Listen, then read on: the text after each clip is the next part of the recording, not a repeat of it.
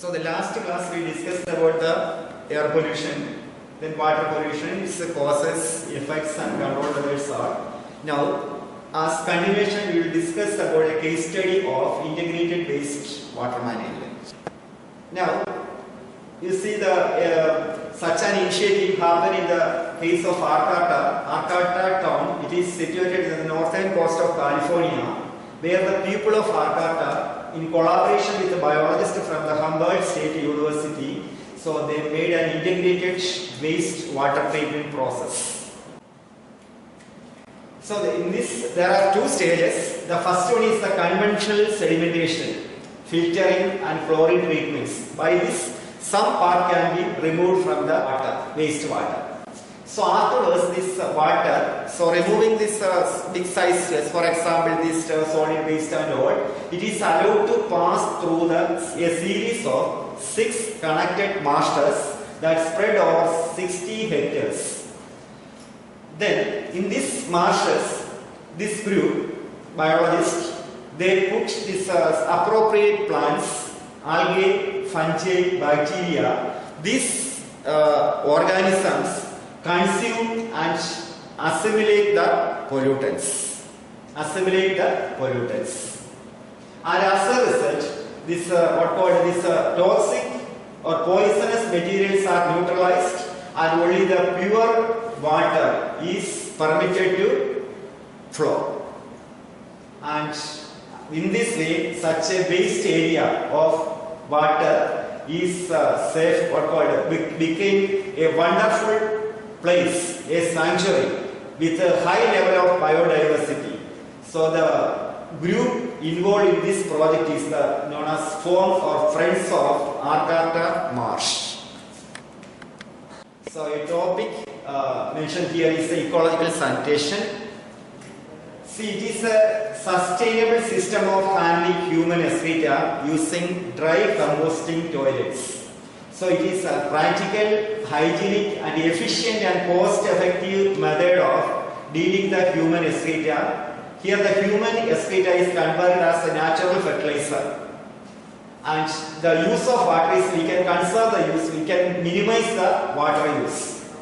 Here, by changing the human excreta into natural fertilizers, we can reduce the pressure on the use of the chemical fertilizers. And it is nowadays it is functioning in Kerala and Sri Lanka, these eco-sand toilets. Next pollution we are dealing is the soil pollution, and the solid waste what we are depositing in the soil, that is that result the soil pollution. So everything that goes out as trash is called waste. So the discarded solid material are called solid waste. So the solid waste are different types. They are the biodegradable forms are there, recyclable are there, and non-biodegradable materials are there. The biodegradable, that include the food, vegetables, eggshells, then the plant and animal bodies or its parts, all these are biodegradable. Some other things like paper, aluminium, metals and all, these are the recyclable. But certain materials what we are using, plastics, polythene, ceramics, asbestos, all these belongs to the non-biodegradable.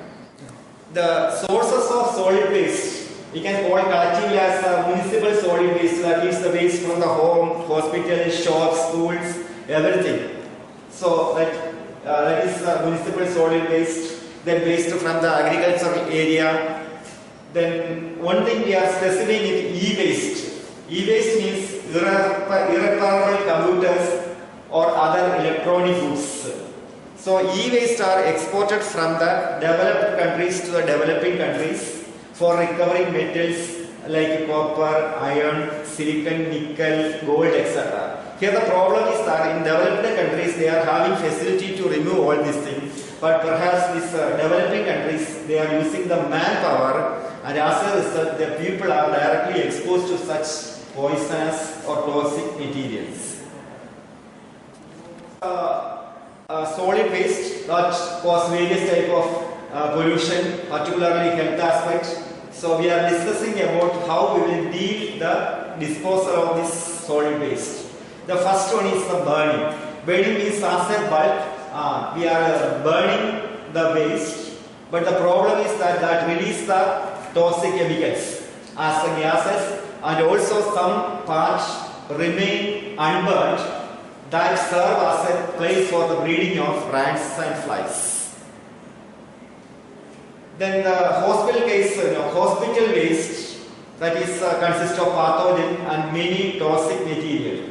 So to deal this waste from the hospital, we can apply the method called incineration. Here, the materials are burned at high temperature in the presence of air. So it is very much, this method is very much essential for the disposal of hazardous hospital waste. Then the next method is sanitary landfills. So the waste from the different sources we can dump into trenches or depression, and afterwards it is covered with what called some other soil or something. And here also the problem, there is chance for the seepage of chemicals. Next one is the composting. It is a useful, we are getting some useful product. Here the biodegradable materials are mixed with sewage, and it is again covered with the soil and all. We are getting the manure that we can add to the agriculture area. And next ones, many things that we can recycle or reuse. Now we can specify the role of carbodyvirus or rag pickers. So they play a vital role in separation of these things. For example, they are coming and collecting this paper or the metals and all. Next, this dealing with the cow dung or human excreta and sewage. This thing we can use for the generation of biogas, and the byproduct we are getting, that is a manure that we can directly apply to the agricultural field.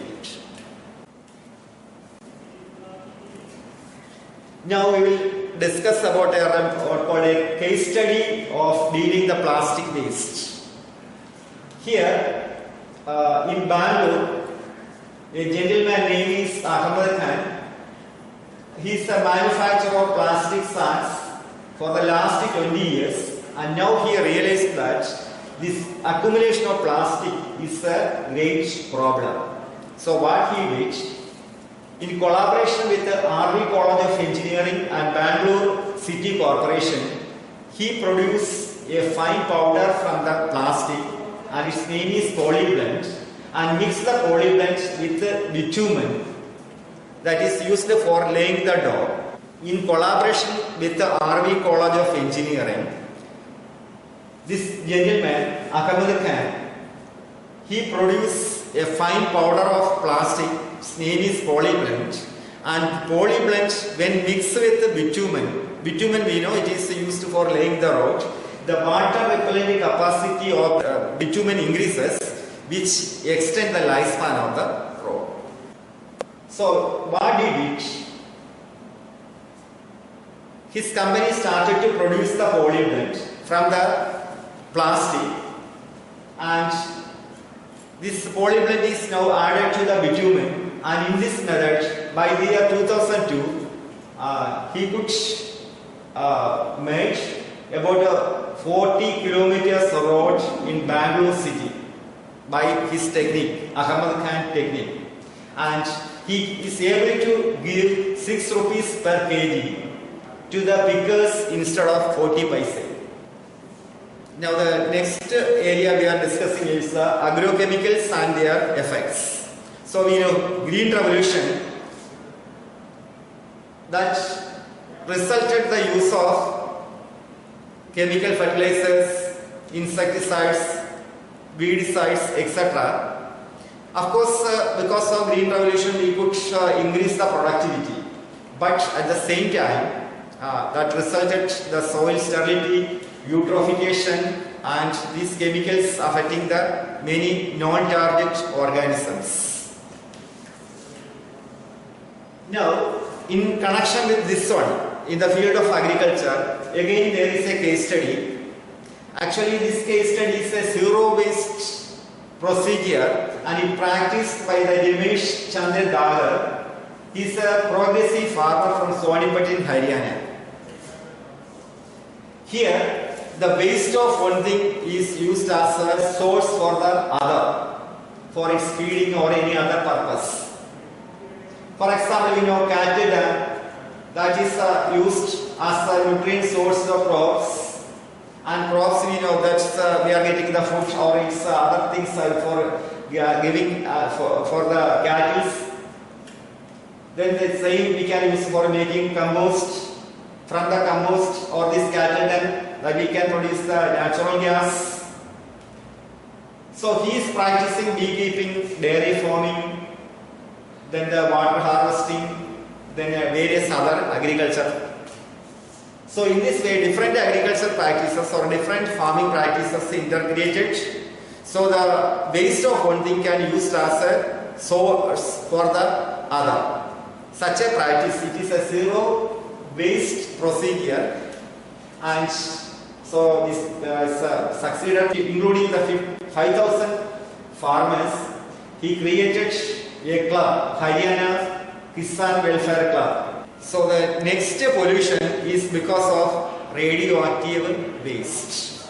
Previously thought that the energy released from the nuclear is not causing any pollution, but now understand two main problems. One is there is a chance for the accidental leakage, what happened 3 Mile Island and Chernobyl, and second one, the lack of waste for the safe disposal of radioactive waste. So we know the radioactive waste that is harmful, that is lethal to the organism.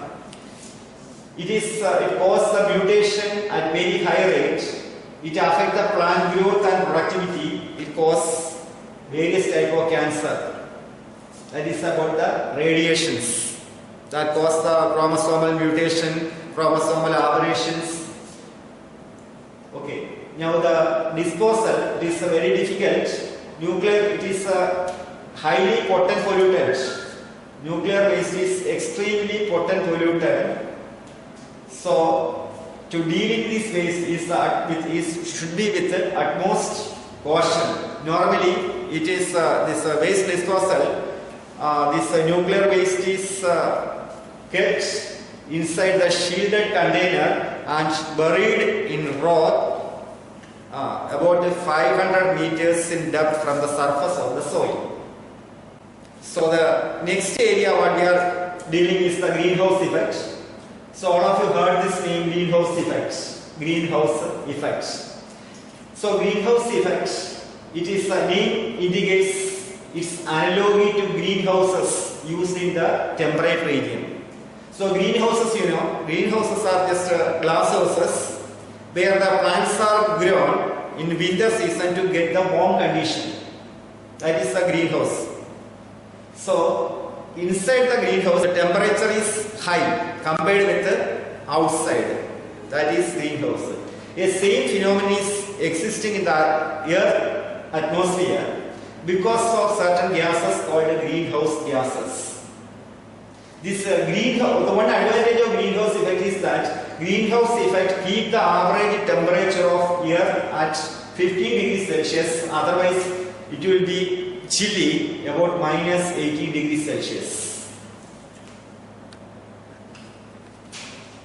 Now you see basically how it happened, how the greenhouse effect takes place. The gases responsible for the greenhouse effect is carbon dioxide, and next one is the methane, chlorofluorocarbon and nitrous oxide.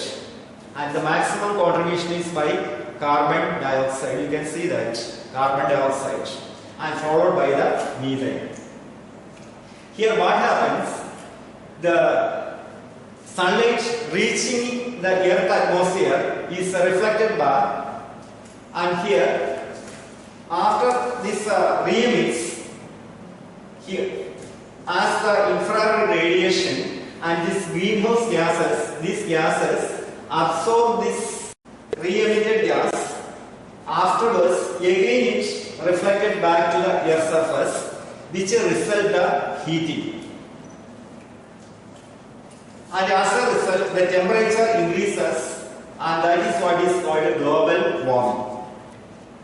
So as a result of greenhouse effect, global warming occur, this global warming results in the increasing of temperature, which results many effects such as melting of polar ice caps, then Himalayan snow caps, then rising of sea level, submerging of coastal lands, etc. This also causes certain climatic change, old climatic changes, new diseases, etc.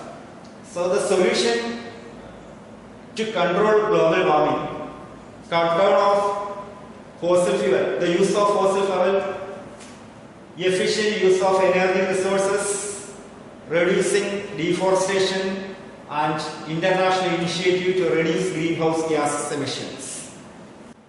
So another area that is very much important is the ozone depletion in stratosphere. That is another area of this environmental problem, ozone depletion. So we know ozone. You already studied this bad ozone and good ozone. Bad ozone is there in the lower atmosphere, that is the troposphere, but good ozone is there in stratosphere. So ozone, we know, it is a triatomic oxygen, and it is there in the stratosphere. It acts as a shield or umbrella and protect the living organism from the harmful UV rays. And we know the thickness. It is the amount of ozone in a vertical column that can be measured in units, Dobson units. So in stratosphere, there is an equilibrium of production and degradation of the ozone. And this ozone molecule combines with oxygen atom that form the ozone molecule. And its degradation, ozone split, that again form the oxygen and nascent oxygen. So there is an equilibrium and it is maintained. The production and its destruction, it is somewhat balanced in the stratosphere. But the use of this ozone depleting substance like CFC, this commonly used in the case of refrigerators, ACs, etc. This CFC is released to the atmosphere. This CFC reaches the stratosphere. So in the presence of UV radiations, this chlorine released, and this chlorine speed up the degradation of ozone into oxygen and oxygen molecule and oxygen atom. As a result, the ozone level, the amount of oxygen is reduced, and which result the ozone depletion and some area that become very thin, and such regions are the ozone holes. You remember here the chlorine that acts as a catalyst and it is not consumed. So whatever the chlorofluorocarbons release, that remain in the atmosphere for many years. And what happens, suppose this ozone hole or the area become very thin, there is a chance for the penetration of this UV radiations. So UV radiations that is highly harmful, that cause the mutation, that damage the DNA, protein, and it causes various types of skin problems including skin cancer, and by the cornea absorb this UV radiations which cause the inflammation, and that is what is called snow blindness. So we know now the international agencies, at the international level, they could understand the ill effects of ozone depletion by the use of this chlorofluorocarbon and other things. So to protect the life on Earth, it is very much essential to reduce the use of ozone depleting substances like CFC. So accordingly, in Montreal, Canada, in 1987, 27 industrialist countries signed. That is what is called a Montreal Protocol. So it is an international agreement to protect the stratospheric ozone layer by controlling the emission and use of ozone depleting substances. Now, more than 175 countries have signed in Montreal Protocol so far. Now, we are going to enter the last part of this chapter. So, we discussed about the various type of pollution. Then this its effect like a global warming, greenhouse effect, ozone depression, etc. Now we are entering into some related areas of this environmental problem. That is the degradation by the improper resource utilization and maintenance. And one such example is the soil erosion, then desertification. So we know soil erosion. So the fertile soil, topsoil, that became fertile because of the natural decomposition process by the deposit of nutrients and all. And it happened because of thousands of years. But because of the human activities, like this over-cultivation, unrestricted grazing, deforestation, etc., this topsoil is removed. And such a removal of fertile topsoil is what is called soil erosion. One thing, soil erosion can take place naturally also by the wind as well as the flow of water, etc. But the human beings and such activities that stimulate the soil erosion. Now remember, because of the soil erosion, some areas can become arid, that sterile, that with less plants. And finally such area become a desert type and it extends and become desert, that is what is called desertification. The urbanization accelerates desertification. So another area of this topic is waterlogging and soil salinity. So waterlogging means irrigation without proper drainage.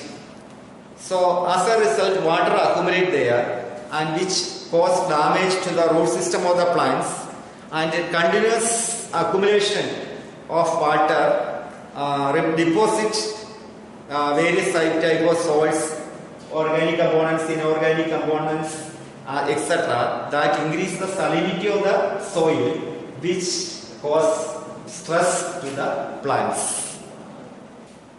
So the next topic is deforestation. It is a conversion of forested areas into non-forested areas. So India in the beginning of the 20th century, there was forest coverage about 30% of the land.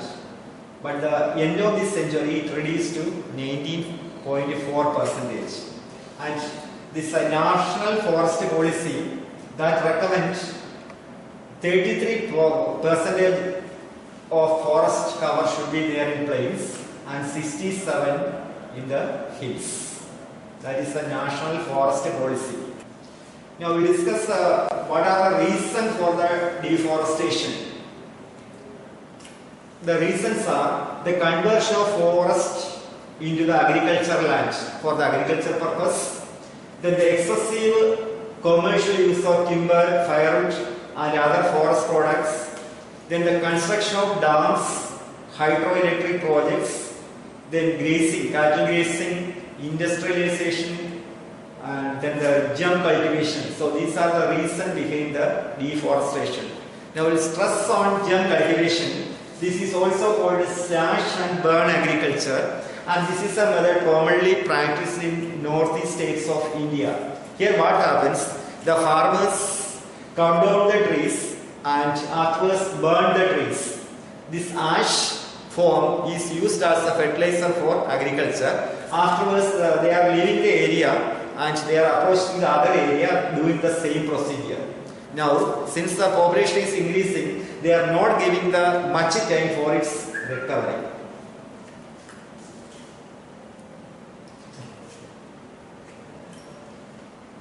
Now we discuss about the consequence of deforestation, that as a result there is enhanced carbon dioxide concentration, then it is a habitat destruction, loss of biodiversity, it disturbs the hydrological cycle, then soil erosion, desertification, etc.